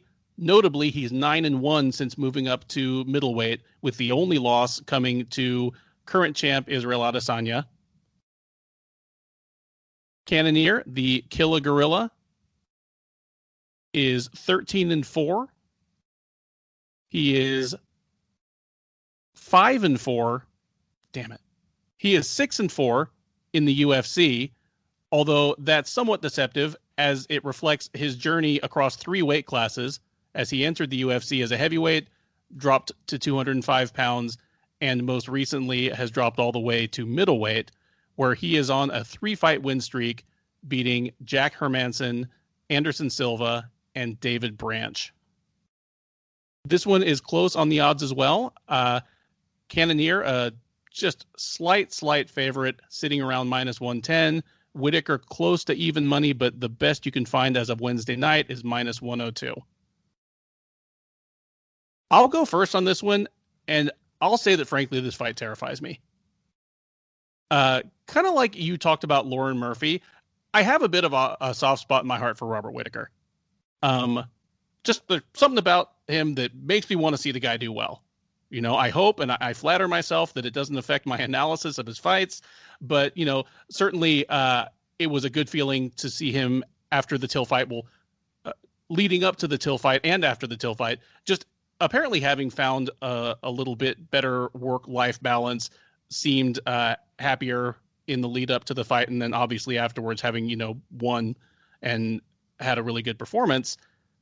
And I think on paper, he should be able to handle Cannonier, but Cannonier is just so dangerous. It is crazy to me to think that Jared Cannonier entered the UFC and fought Sean Jordan in his first fight. I mean, this guy used to be a 235-pound heavyweight, didn't look especially undersized at heavyweight, then, has kind of just melted away before our very eyes. And now at middleweight, he's just incredibly dangerous. He is a very explosive guy. And I know that, it's a cliche in mixed martial arts, to talk about African-American fighters as being athletic and explosive. They aren't all athletic and explosive. Jared Cannonier is athletic and explosive. And he's incredibly strong. He's just a Hulk in the clinch. He has excellent wrestling when he wants to. And I can just see, very easily that as tough as Whittaker is and as good as his chin is, Cannonier would not have to land, with very much to really have the whole fight turn on a dime. Nonetheless, I am going to go with Whittaker, and I'm going to go with Whittaker by decision. I think he'll win most of the rounds. I think he'll probably, win everything from about the second round on, and I'll be on the edge of my seat the whole time. Tell me I'm wrong, Keith Schillen. Man, it's a really, really fun matchup. It's one that I'm excited about. I definitely don't think it's getting the media attention it should, and I understand that because we have such an incredible main event that's why it's getting overshadowed. Uh, I love that you mentioned Cannonier used to be a heavyweight, now fighting middleweight. Whittaker used to be a welterweight, fighting middleweight. Like, go back to 2014 when Whittaker was a welterweight and Cannonier was a heavyweight. Imagine saying that these two guys are going to fight each other one day. Like that'd be like saying like Colby Covington is going to fight Alistair Overeem one day. Like it's not going to happen. I'll start with Whittaker. Former champion. He's only 29 years old, and this is like the third time I've said this now. But he's got so many miles, on the tires. Besides the incredible wars he's been in, the two fights with Romero, the Adesanya. I mean, Till was, rocking sock him at times. He's also had, besides all that, he's had slew of injuries. He had to pull out with injuries. He had that weird thing that happened with when he was going to fight Adesanya the week of the fight. Hernia, no. yeah. Was that Adesanya? You know what? I think it actually was Gastelum. I'm sorry. I think it was Gastelum they had to pull out of that one. He's broke his hand many times. He had to deal with broken hand issues. So he's had like a string of bad luck. But let's talk about his skill set. When I think of Rob Whittaker, I think of the jab. Everything comes behind the jab, and that's why he's been so successful. I love that he does this like double pump jab that he uses. He almost like it makes it look like he's feinting, but he's actually like almost loading up. So he has like a power stinging jab. He stands his ground with his jab. He does keep his hands low because he throws some kind of kind of like an up jab that like Floyd Mayweather does. He relies solely on head movement, which has backfired on the times, but also sets up his best strike, which is his left hook. It also sets up his he does this lunging high kick. Like he lunges to the left side to throw the right side high kick, which works well with him, constantly relying on head movement. He will just wing his right hand, trying to, knock you out with that. He also uses it. He kind of intimidates his opponents when they charge at him. He'll wing that right hand. Good at catching his opponent's attacks, catching the timing on his opponent's attacks, kind of responding. He did that well with Romero. He loves that side kick to the obliques to kind of keep distance. He can be heavy on his front foot, which gives him power, but also leaves him open to leg kicks. Remember, he got injured. I think it was the first Romero fight. He hurt his leg from a leg kick. Good elbows in the clinch. I don't think he gets enough credit for how just gritty he is. He gets credit for toughness, but I mean nasty. He's a guy who can he'll cut you up with an elbow and stuff like that. He loses some power because he lunges a lot. He something that Justin Gaethje has been done in the past. He also and I know I'm talking a lot about Robert Whittaker, and I promise I'll try to speed up a little bit. The biggest flaw is he does that, and this is a flaw of so many. It's almost like it's really a young fighter's mentality. When he gets hit with something big, he doesn't let himself recover. Instead, he's trying to even up the score, where he's trying to land back. And that has got him rocked before. That's what got him in trouble against Adesanya and put out. Romero, there was times when, especially in the second fight, Romero rocked him in the fourth round, and, he should be circling away. He should be jabbing. He should be keep kicking. And instead, he's charging forward, trying to land his own shot. Darren Till hurt him. Not necessarily, because of that, but I'm saying he's been rocked so many times. But he has absolute insane heart, insane toughness. Failures to a fault. He doesn't use his offensive wrestling enough, but we did actually see him use it against Till, which is a good sign, showing maturity. Insanely good takedown defense. Any questions about his takedown defense, just look at the first fight against Yoel Romero. That'll tell you what you need to do. When he is at top, good top control, good ground and pound. Now, I'll flip that to Jared Cannonier. Now, Jared Cannonier is 36, and he's the complete opposite. He's 36, but he doesn't have nearly as much tread on his tire. He's not a round winner. I think you were talking about you mentioned someone earlier, and I forgot who it was. I apologize. But you talked about the person not being a round winner versus not being around. That's what guy that necessarily wins round, but he puts you out if you make a mistake, because he's not a technically sound. Like there's nothing really jumps out there like this is what he does good, from a technical sense. He just makes it up because he hits so freaking hard. He's so freaking strong. Like he's a middleweight, but he seems like he still has that heavyweight power. He'll stalk his opponents. He's patient and won't get wild. He's comfortable, like looking for the shot instead of forcing things like Robert Whittaker does. I would say the most technical aspect of his game is probably his kicks, which he doesn't use enough to almost to a fault, like criminally to a fault. He also doesn't check kicks because he's sitting on his punches so well. You go back to like the David Branch, how much power he was able to generate by he's just sitting on his punches. He has improved his takedown defense. We saw in the Jack Hermanson fight, but it's still a weakness. Like that's been a weakness in his game, and I'm not comfortable enough to say like I think he has good takedown defense yet. Though when he was taken down, he did scramble back to his feet. And going back to Herman's fight, if he's on top, he went from like looked like it wasn't like being effective ground and pound to suddenly like, oh my god, they got to stop the fight. Like that's how hard he's hitting. This to me, I thought you had an excellent breakdown, and I know I'm talking way too long, but this comes down to me whether Whittaker can recover, because I think he's going to get hurt. I think Cannonier is going to hurt him. I'm really torn.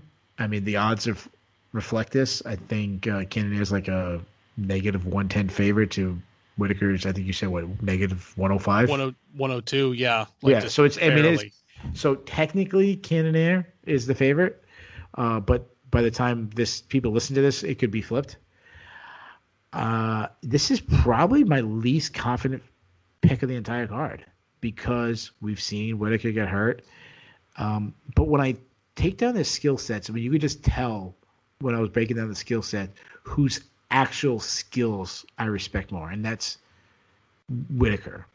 Everything else that comes with it is what worries me about Whittaker. Like, does he still have that hand speed? Can he still recover? Because of all the things we've seen him go through. You mentioned, he talked about he didn't sign a fight bout because he needed some time off and family. Like all that is worrisome. While Cannonier is talking about he wants to win the title and defend it 16 times because he's why 16? Because he's a kind of strange character.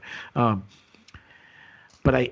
that purist in me still has to take the technical skills. So I'm going to take Whittaker. This is actually my first upset of the evening, in which I'm very upset that I have not taken more. And I usually pride myself on willing to take upsets. So I'm glad I at least got one in at least. But wait, maybe I got one in the main event. But I will take Whittaker. I think it's going to be a 29-28 victory. I think this is going to be one of these classic Robert Whittaker wars where he's bloodied up, had to recover. I think fans might be split on this one, but I'll take Robert Whittaker by decision.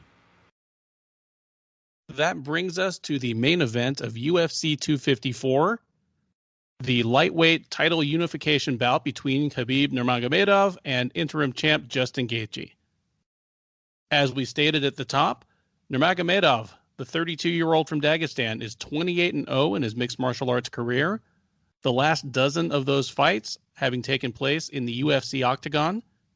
For posterity's sake, those victims are Belarus, Tibau in the close and controversial decision, then Thiago Tavares, Abel Trujillo, Pat Healy, Rafael dos Anjos, Daryl Horcher, Michael Johnson, Edson Barboza, Al Iaquinta to win the vacant title at UFC 223, Conor McGregor, and last September, most recently, Dustin Poirier. Gaethje, the former World Series of Fighting champ, is 22-2 in his mixed martial arts career. He arrived in the UFC in 2017 as the undefeated World Series of Fighting champ, has gone 5-2 in the octagon. He very famously said, the O has got to go. It did, in fact, go. as after losing his debut after winning his debut over Michael Johnson, he lost back-to-back fights to Eddie Alvarez and to Poirier, and has gone on to win 4 straight by KO or TKO since then. Those are over James Vick, Edson Barboza, Donald Cerrone, and most recently, Tony Ferguson this May. Nurmagomedov is a minus 290 favorite as of the time of this recording. Gaethje available as an underdog as high as plus 280. I'll go ahead and go first on this one. For a while, probably from the time he beat Vick and Barboza, I thought Gaethje, if he ever got there, would probably be the biggest threat to Nurmagomedov of anybody kind of currently in the lightweight division. He had a lot of the moving parts that people bring up when they say, well, somebody could beat Khabib if only. If only they invested in leg kicks and they were a good leg kicker and could, get on that heavy front leg of his. But if they were also good enough to avoid being taken down. And if they had enough punching power to kind of stop him in his tracks and make him think twice. Gaethje has all those moving parts. He's one of the most devastating leg kickers in the sport right now. He has fantastic takedown defense, and certainly he is a very, very hard puncher. Having said that, I don't think he's going to be able to get it going against Nurmagomedov. I mean, it doesn't feel real daring of me. I don't feel as though I'm stepping out on a limb here to pick the 3-1 favorite or to pick a guy who's 28-0 to win his 29th fight. But even knowing that Gaethje is the best that, or I believe that he's the best that Nurmagomedov has faced, or at least the best suited to beat him, because Poirier and McGregor are both fantastic fighters, but they did not match up well stylistically with Nurmagomedov, which is how you had Poirier, a proud champ in his own right and a pound for pound level talent just in his corner between rounds saying, I can't get this guy off me. It was one of just the most crushing things I'd ever heard off of a stool between rounds in such a high stakes fight. Gaethje has it all there to do on paper. And I just don't think it's going to make a difference. I could see Gaethje winning the first round. He is an absolutely outstanding first round fighter. And Khabib is going to be very aware of the threats he brings to the table. Khabib is not a slow starter, but he doesn't really start rolling downhill typically until he started to wear down the other guy. I could see Gaethje winning the first round and then losing all the rounds from there until it's over, either from the final horn or from a stoppage in the 4th or 5th round. But for the record, I think Khabib will be able to get Gaethje down onto the floor. I think he will be able to just kind of pin him and hold him helpless there against the fence with the double leg ride and possibly what the UFC booth now likes to call the Dagestani handcuff. And I think because of that, Gaethje, even though he's a fantastically conditioned athlete, will be the more tired guy in the later rounds, and then he will go the way of all the other challengers. Give me Nurmagomedov by submission or TKO on the ground in the championship rounds.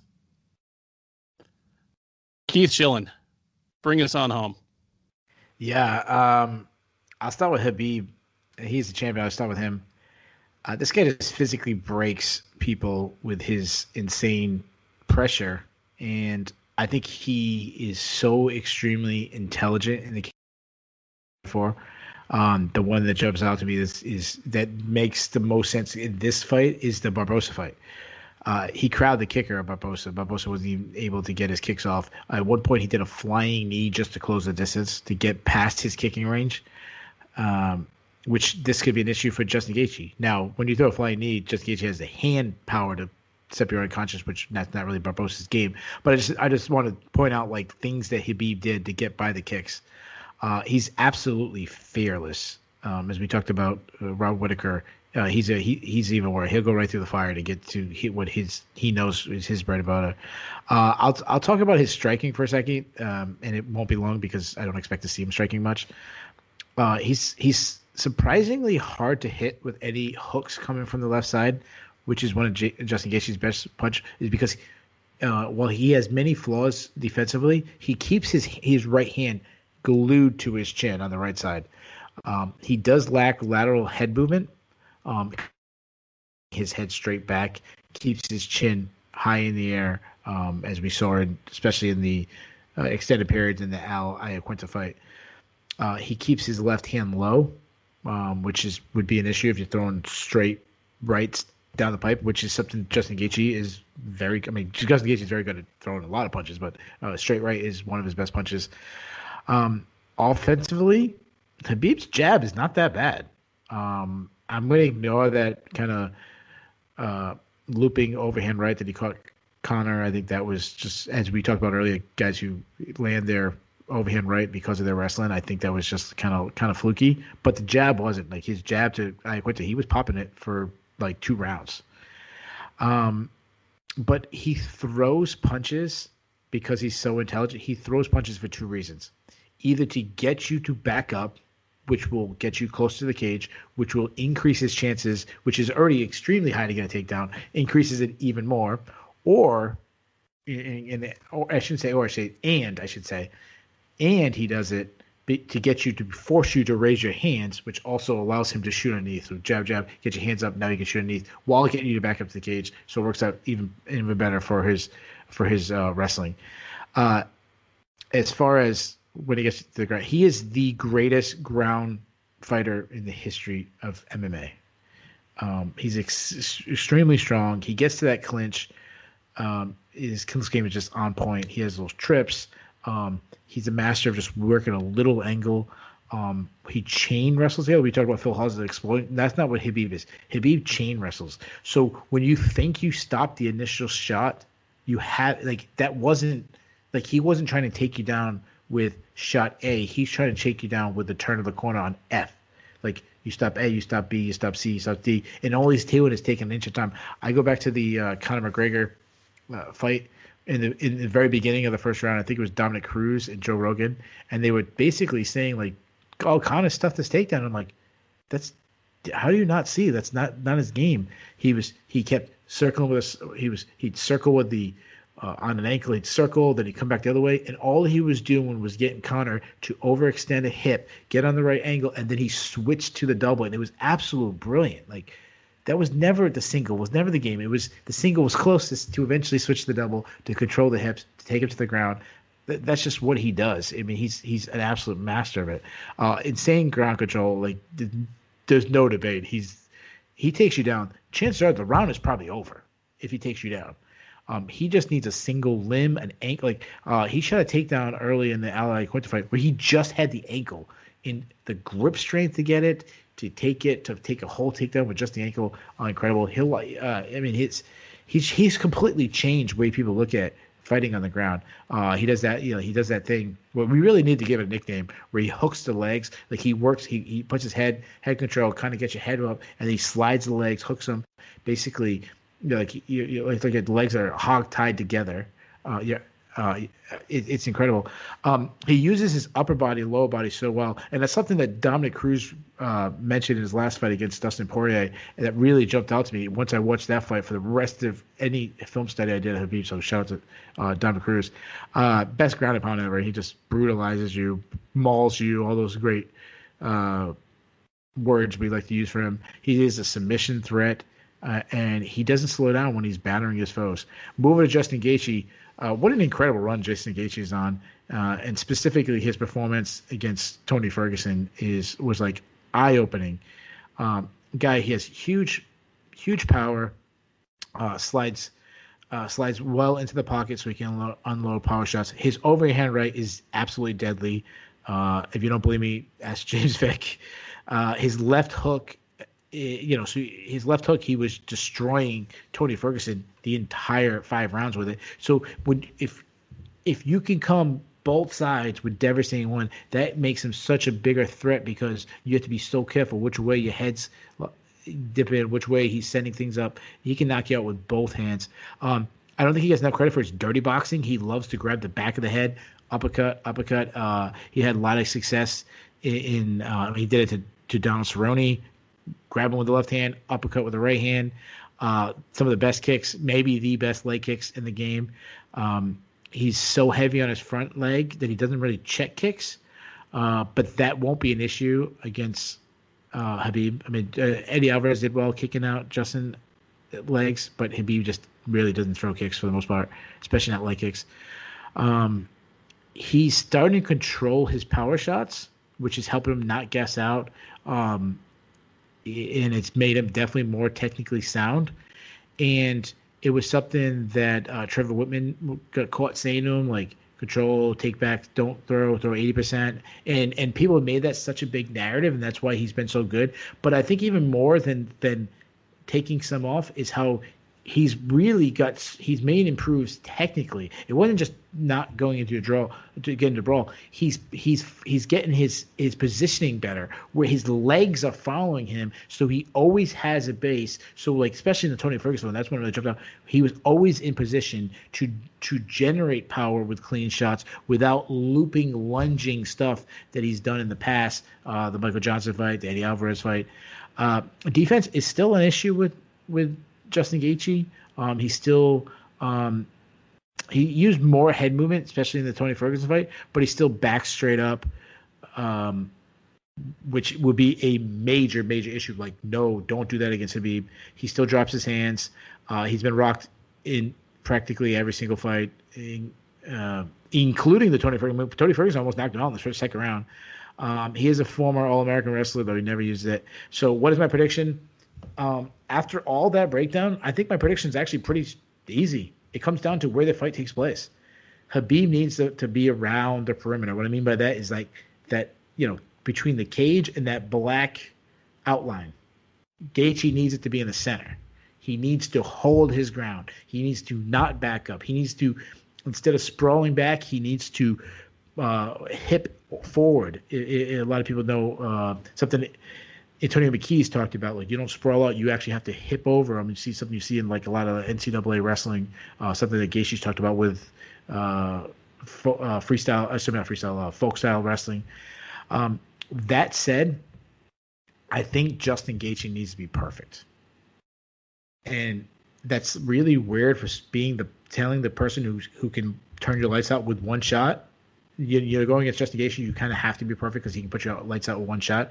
But what I mean about Justin Gaethje needs to be perfect, if he gets taken down clean where he's put to his back in one round, that can change the whole fight. Because when Khabib gets you there, he pummels you, and then as you were mentioning, that is the breaking point. That's where just the ball starts rolling. So he has to stuff every takedown, and I think people greatly exaggerate Justin Gaethje's wrestling, his credentials. Yeah, he was an All-American. He was an All-American 10 years ago. You know what? He wasn't first. He didn't win. He's not Ben Askren. He wasn't a multiple-time champion. He took 7th his senior year. He went into that tournament unranked. They had a nice little tournament. But, like, in the wrestling community, Justin Gaethje is not a legend. Like, most people don't really know who he is. He was never ranked in like the top 12 before. He was never ranked. And Khabib has faced other good wrestlers. Like Abel Trujillo, not a world beater, but he was a 4-time NAIA. Justin Gaethje is obviously a higher level, but he was a 4-time NAIA All-American.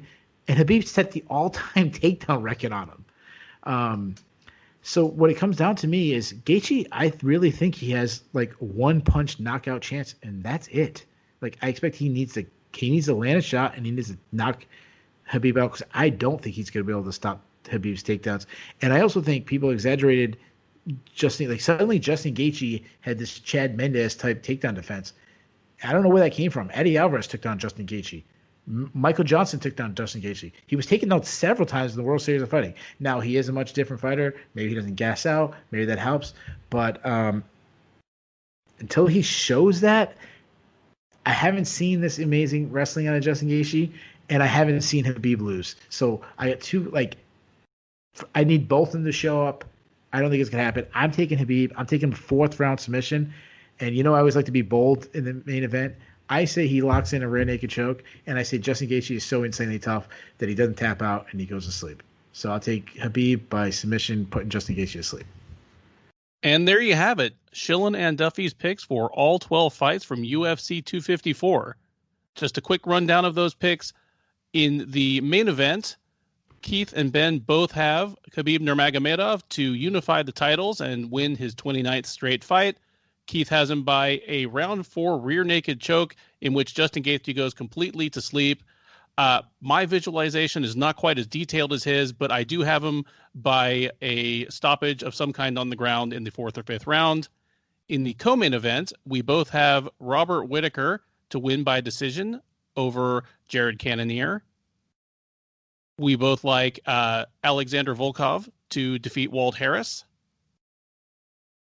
We both have Keith Hawes via round 1 knockout. We both favor Lauren Murphy to win by decision over the debuting Liliya Shakirova. We both have Magomed Ankalaev over Jan Cutelaba. I have Ankalaev by 1st round knockout. Did you as well, Keith? I did. Okay. In the other heavyweight bout of the evening, we have some dissension in the ranks. Keith likes Stefan Struve to win by submission. Ben likes Tai Tuivasa by 1st round knockout, but we both already know that Keith is wrong on that one. Stay locked for that one. We'll be talking about it on Sunday. Alex Oliveira, we both like him to spoil Shavkat Rakhmanov's octagon debut. Keith has him by decision. Ben has him by stoppage in the final round. We both like Un Jung to make it 5 straight losses for a presumably not smiling Sam Alvey by the end of the evening. Keith by round 1 knockout, Ben by round 2 knockout. We both like Casey Kenney to defeat Nathaniel Wood by decision in their bantamweight matchup. In the second fight of the night, we both favor Miranda Maverick over Liana Jojua. Keith has Maverick by a round 3 finish. Ben has Maverick by decision. And in the opening bout of the evening, once again, disagreement where Keith feels Alvarez will get a submission of some kind in the 3rd round. Ben thinks Yakovlev will hold on for the decision and hold on to his job. There you have it. All 12 picks for UFC 254. I've been Ben Duffy. You can find me on Twitter. Ben, I got to interrupt you. Sorry to interrupt you. We have 2 more fights to pick. Uh-oh. You forgot what did I miss? 1-word answer. Michael Chandler ends up in the main event against Khabib. Who wins? Khabib. All right. Same thing against Justin Gaethje, which would be an incredible fight. Who wins? It would be an incredible fight, but I've got Gaethje. Yeah, I agree. I got the same way. So neither one of us think Michael Chandler. If somehow he gets in. If somehow he gets in, if somebody slips on a cord, if somebody slips on a pipe, if somebody blows weight. I love that you're adding. I love that you're adding things that have actually. It sounds crazy. This actually have happened. Oh yeah, I was just listing off things. Kevin Randleman did slip on a pipe. Like this is great. But yeah, I guess we got here without even mentioning that longtime Bellator lightweight champion Michael Chandler is signed to the UFC and on standby and will be weighing in as a backup for the main event. Yeah, that would be the ultimate 2020 thing if he gets in the main event and somehow wins a title. That would be. Oh man. And then Scott Coker would go on Twitter having a just shitstorm on UFC. I think he'd probably be having a pretty good time. Yeah, no, I know. That's what I mean. Like he would have a very good time, but yes, neither one of us that's going to happen. Nah, I don't think so. Thank you for reminding me of that. Sorry about that. Sorry to interrupt that's your good. closing. As stated before, I'm at Benjamin Duffy on Twitter. I am a contributor. Well, I'm an editor at SureDog.com, where you can find my work in the features drop-down menu under my name. Keith Schillen, tell the folks how, where, and why to find you. Why? I don't know why, but you can find me on Twitter at Keith Schillen MMA. My last name is spelled Shillan, so it's at Keith Schillen MMA on Twitter. And then all my work is here on Loudmouth MMA and SureDog.com. And I will give you the why, because he got all of these fights dead right except for the Struve versus Tuivasa fight. Thank you for listening. I think I'd be more like I'd be less depressed if I went like 6-6 than if I went 11-1 and got that one wrong. Well, make sure to catch our recap show this Sunday and the day after every major card. Thanks and good night.